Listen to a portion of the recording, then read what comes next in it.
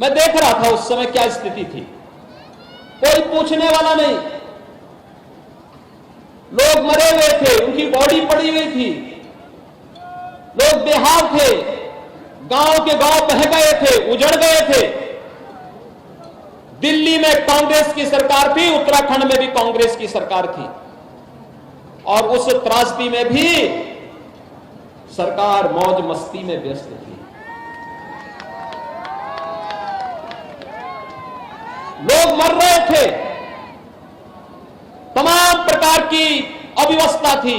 आज आप देखते होंगे नेपाल में भी भूकंप आता है, हो सकता है नेपाल में पता हो ना हो, लेकिन प्रधानमंत्री मोदी जी का फोन पहले वहां जाता है सहायता के लिए।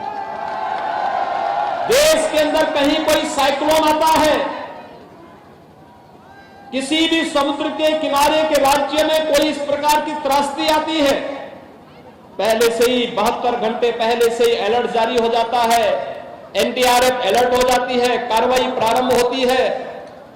लेकिन उत्तराखंड त्रासदी के समय दिल्ली सो रहा था, दोनों भाई बहन भी गायब थे, क्योंकि जब देश के अंदर संकट आता है, उत्तर प्रदेश से ज्यादा कौन भुक्तभोगी है? उत्तर प्रदेश ने पूरे खानदान को एक नहीं 4 बार अमेठी से, रायबरेली से, फूलपुर से सांसद के रूप में दोनों यानी देश की संसद में भेजने का काम किया। लेकिन जब दोनों भाई बहन बाहर जाते हैं, उत्तर केरल में जाते हैं, तो उत्तर प्रदेश की निंदा करते हैं, उत्तर प्रदेश के लोगों को बड़ी हेदी से देखते हैं, और जब भारत के बाहर जाते हैं तो भारत पर ही उंगली उठाते हैं। उनको भारत के लोगों पर विश्वास नहीं है।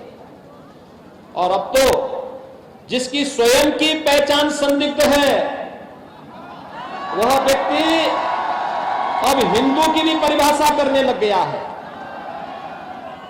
मुझे आश्चर्य होता है, राहुल जी के मुंह से हिंदू शब्द की परिभाषा उनको बताया जाना चाहिए। उनके तो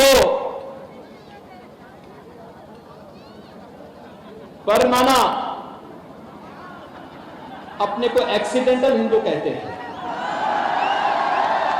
परफेक्ट हिंदू भी नहीं कहते थे। जिसके पूर्वजों को ही अपने हिंदू होने पर गर्व की अनुभूति न होती रही हो, वह व्यक्ति हिंदू की परिभाषा हमें करके बताए, ये शोभा नहीं देता है। और भाइयों बहनों, उत्तराखंड की पहचान के सामने लोग यही संकट खड़ा करेंगे जो इन्होंने स्वयं की पहचान के सामने खड़ा कर दिया। ये कभी मत होने देना। मैं केवल यही अपील करने के लिए आया हूं आप लोगों से। 2 अपील, उत्तराखंड को देवभूमि ही बने रहने दीजिए। देवभूमि के साथ साथ आधुनिक विकास के साथ उत्तराखंड को नई ऊंचाई तक पहुंचाना है। और उत्तराखंड को तो इस देश से कई प्रकार से लाभ मिलता है। याद करिए, उत्तर प्रदेश और उत्तराखंड के जो विवाद 20-21 वर्षों से लंबित पड़े हुए थे, मैंने मुख्यमंत्री जी को बुलाया। मैंने कहा भी देखो, जो विवाद है इसको समाधान करो, आपको क्या चाहिए मुझे बता दीजिए, एक झटके में सारा समाधान करवा देते हैं। और उत्तराखंड उत्तर प्रदेश के सभी समस्याओं का हमने समाधान कर दिया। उत्तराखंड आने के लिए एक ग्रीनफील्ड एक्सप्रेस वे के लैंड की आवश्यकता थी, दिल्ली से देहरादून के लिए। तो ये हुआ कि उत्तर प्रदेश अगर एनओसी नहीं देगा तो नहीं बनेगा। मैंने कहा भी ऐसा नहीं है, आप जितना उत्तराखंड देगा उससे पहले मुझसे ले लेना। उत्तराखंड के विकास में कोई चीज बाढ़ आड़े नहीं आनी चाहिए, एकदम हम लोग देंगे। हमने तत्काल दे दिया, क्योंकि उत्तराखंड पर उत्तराखंड के ही लोगों का अधिकार नहीं है, उससे ज्यादा मेरा भी अधिकार है। और मैं इसीलिए, क्योंकि जब उत्तराखंड से निकलने वाली मां गंगा और यमुना का शीतल जल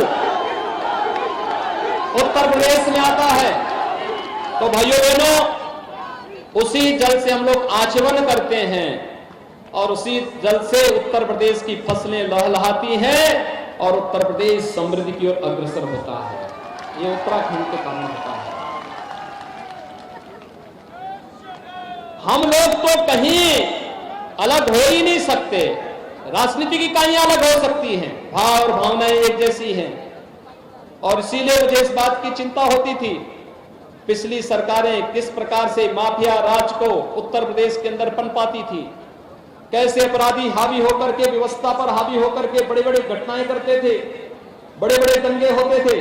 5 साल में आपने उत्तर प्रदेश में कोई दंगा नाम सुना? हो भी नहीं सकता है।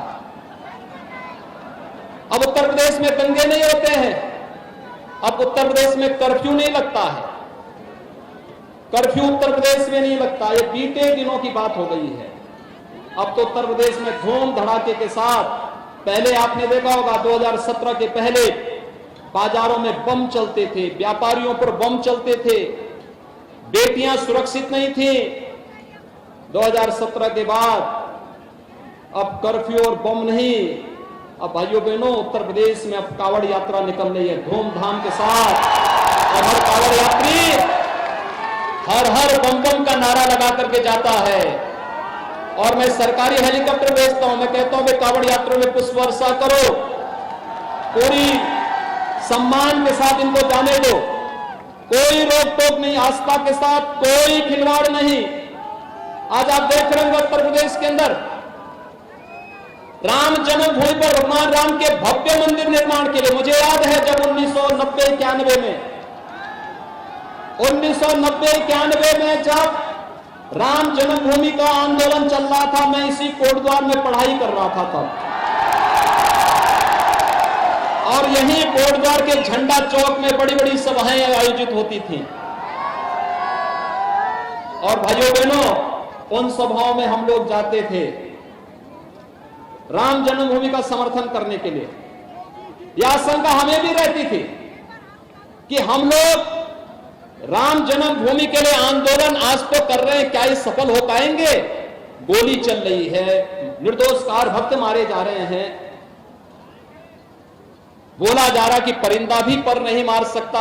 लेकिन कौन जानता था कि उत्तर प्रदेश का मुख्यमंत्री मैं ही बन जाऊंगा और ईश्वर मुझे ही ये सौभाग्य देगा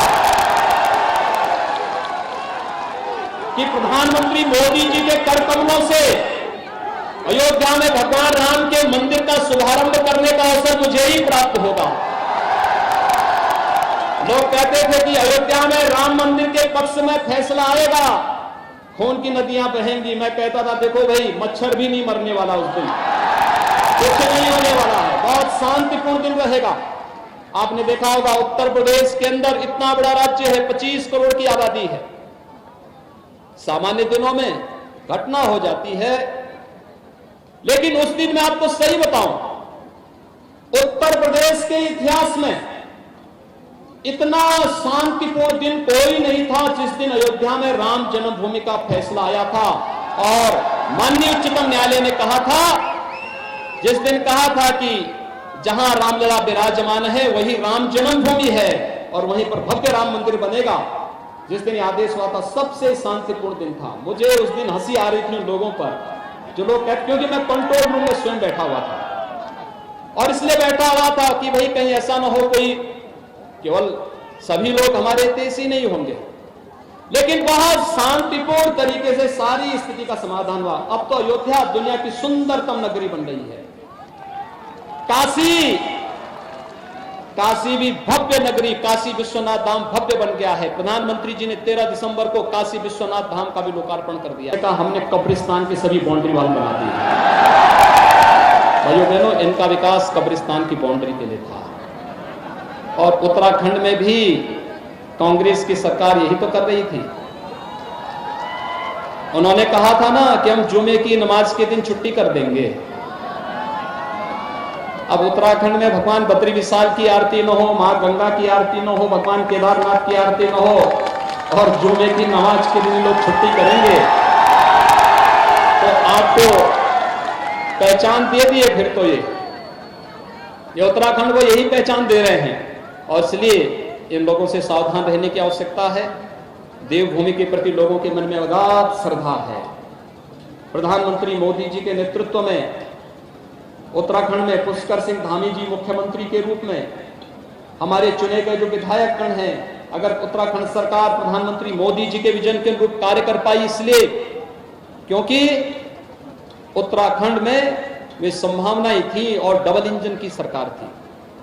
उत्तर प्रदेश से कोई बाधा नहीं आने देते थे, कोई किसी प्रकार की बाधा नहीं। आप सोचिए, उत्तर प्रदेश में किसी दूसरे दल की सरकार होती, इन सड़कों को बनने ही नहीं देते, सामान नहीं आने देते, तमाम प्रकार की बाधाएं खड़ी करते। आखिर समाजवादी पार्टी की सरकार के समय तो रामपुर की घटना घटित हुई थी, मुजफ्फरनगर की। किस बेरहमी के साथ उत्तर प्रदेश की माताओं बहनों के साथ घटनाएं घटित हुई थी।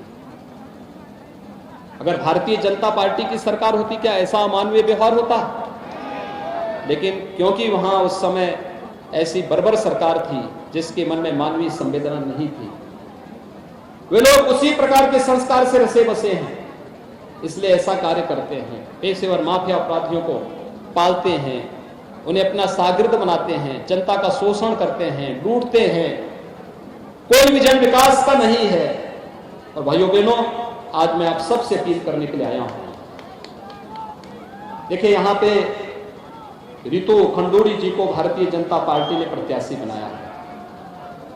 उत्तराखंड के इतिहास की जब बात होगी तो जनरल खंडूड़ी जी के मुख्यमंत्री कार्यकाल का भी लोग बहुत स्मरण के साथ याद करेंगे। विकास का जो विजन उत्तराखंड को उन्होंने दिया था, सड़क परिवहन राजमार्ग मंत्री के रूप में उत्तराखंड की सभी सड़कों को 4 लेन 2 लेन के साथ जोड़ने, नहीं तो कोटद्वार से नजीमाबाद जाने के लिए बरसात के समय आवागमन बंद हो जाता था क्योंकि पानी आ जाता था। आज तो पुल है, ये किसकी देन है? खंडूड़ी जी की देन। विकास का विजन, एक विकास का विजन उत्तराखंड को दिया था खंडूड़ी जी ने। और विकास के इस विजन के साथ आज श्रीमती रितु खंडूड़ी जी आपके बीच में कोटद्वार से। पिछली बार वे यमकेश्वर से विधायक थी, मैं तब भी गया था। इस बार यहां पर उन्हें भारतीय जनता पार्टी ने अपना प्रत्याशी बनाया है और यमकेश्वर से श्रीमती रेणु बिष्ट जी को अपना प्रत्याशी बनाया है। यमकेश्वर में पिछली बार में यमकेश्वर में ही मेरी पहली सभा हुई थी और यमकेश्वर विधानसभा सीट से श्रीमती रेणु बिष्ट जी को उन्होंने भारतीय जनता पार्टी ने अपना प्रत्याशी बनाया है। भाइयों बहनों, देवभूमि के इस देवत्व को बचाए रखने की आवश्यकता है और यह केवल भारतीय जनता पार्टी करेगी। कांग्रेस की दिशा और दशा दोनों एकदम नकारात्मक है, एकदम नकारात्मक है। कैसे देश का अपमान करते हैं। कश्मीर के मुद्दे पर अभी देखा होगा आपने श्री राहुल गांधी जी का बयान। कश्मीर के मुद्दे पर भारत सरकार की नीति का दुनिया के अंदर पाकिस्तान के अलावा किसी भी देश ने विरोध नहीं किया। पाकिस्तान ने विरोध किया था क्योंकि पाकिस्तान कश्मीर के माध्यम से देश के अंदर आतंकवाद फैलाने का षड्यंत्र 1947 से लगातार कर रहा है। लेकिन राहुल गांधी का संसद में वक्तव्य कितना दुर्भाग्यपूर्ण था। और फिर जिस उत्तराखंड ने देश की सुरक्षा के लिए एक से एक वीर बांकरों की फौज खड़ी की हो, अभी हाल ही में इस देश ने अपने सीडीएस जनरल रावत को खोया है। भाइयों बहनों, जनरल रावत पर कौन भारतीय है जो गौरव की अनुभूति नहीं करता है। और इसीलिए उत्तर प्रदेश सरकार ने मैनपुरी के अपने सैनिक स्कूल का नाम सीडीएस जनरल बिपिन रावत के नाम पर किया है।